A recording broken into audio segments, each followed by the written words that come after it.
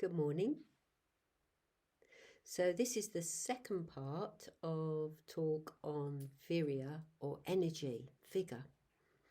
So you might remember that this is part of some talks that I'm doing on the 5 spiritual faculties, the first of which was faith and the second of which was wisdom. So yeah, I've been talking about Vigour or Virya. And last time I talked about the 4 right efforts, and I only talked about 2 of them. So the first of those was to eradicate unskillful mental states that have already arisen. And then I talked a bit about preventing unskillful mental states which have not yet arisen. So now I want to move on to the other 2, and the first one is maintaining skillful mental states that are already in our experience. So this is an interesting one because, well, why wouldn't we? We all want to be happy. We all want to have peaceful states of mind. You know, what stops us when we do experience them for staying in them? Well, ironically, one of the things is that we want them so much. I'm sure we've all had the experience in meditation of we suddenly find ourselves in quite a focus state of mind. You know, maybe it's all come together and we feel really peaceful and open and spacious and we like it. But as soon as we like it, it seems to go. It suddenly evaporates. And it's the craving, it's the grasping that does that. Because basically, we don't want to let it go. And we imagine that we can hold on to it. Well, we can't. Everything changes. So we need to remember that everything changes. So not to take so seriously, basically, whatever state of mind we're in. You know, not to take it as being something that shouldn't happen. Yes, we can do, you know, we can encourage ourselves, but actually our mood changes all the time and is dependent on all sorts of factors. And sometimes we can't see what those factors are. So maintaining skillful mental states has quite a lot to do with just relaxing into them and knowing what brings us joy, what brings us happiness, knowing when is it that we are most joyful, most peaceful? Well, often it's when we've got some space, when we don't feel pressurized, when we don't feel kind of pushed from behind, like we've got so much to do and very little time to do it. So setting up the conditions is very important. You know, we'll talk about what some of those conditions are. So maintaining skillful mental states has a lot to do with knowing and being honest with ourselves when we are in positive states of mind or negative states of mind and what leads to those. Because we're very good at knowing what's good for us, but not honouring that, you know, not doing anything about it. So it won't surprise you to know that the pair to go with maintaining skillful mental states is cultivating or bringing into being those mental states. So, of course, they're very connected. Once again, it's about knowing what is it that we need to do. So one of the things, of course, that we do is practice the metta bhavana. And the metta bhavana does tend to cultivate, bring into being more positive states of mind. Not initially, perhaps, and perhaps not easily, because we're used to being distracted, to,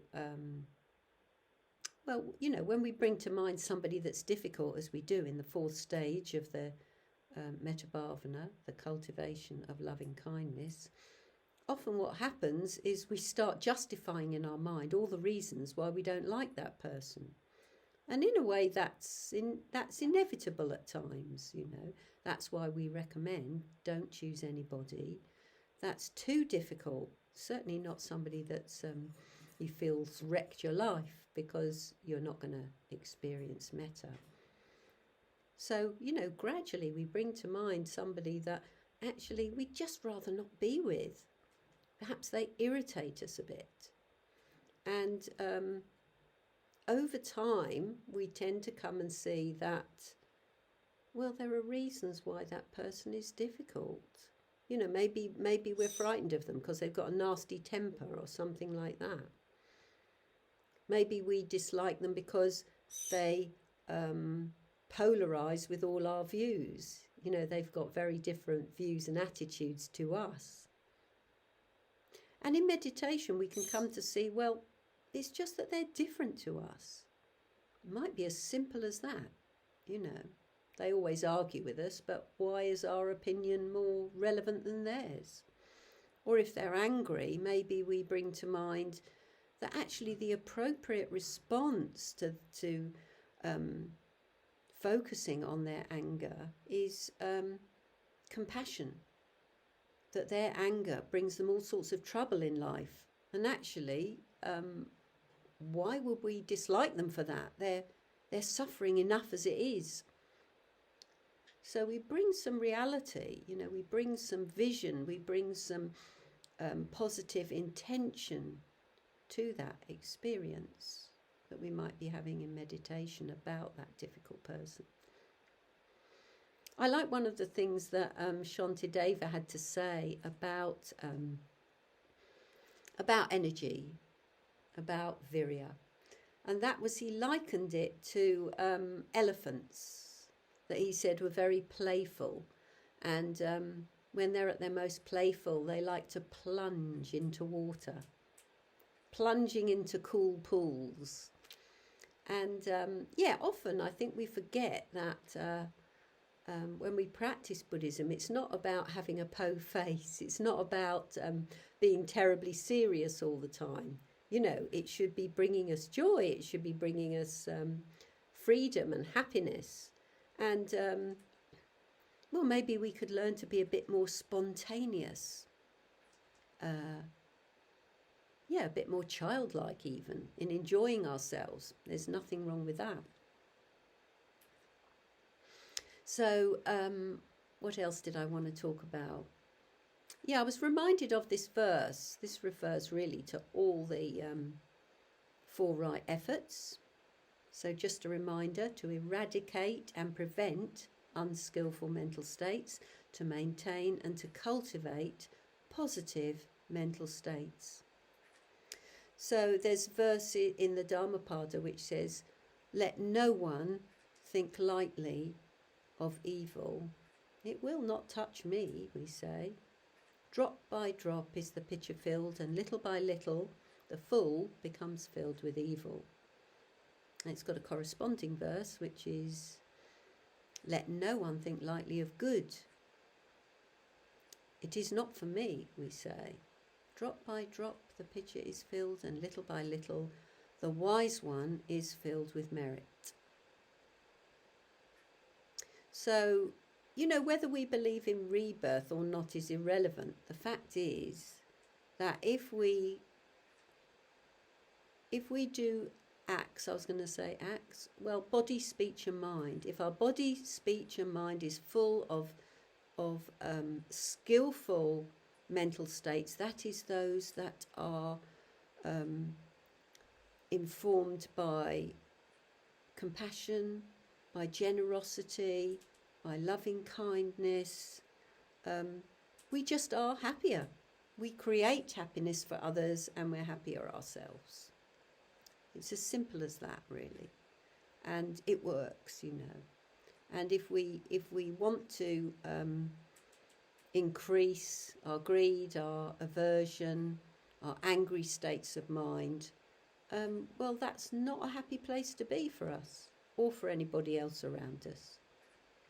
So I want to talk about just two other things very briefly, and that is, this is in the way of cultivating positive states of mind, and that is to enjoy, or at least to practice, and maybe we will enjoy, silence.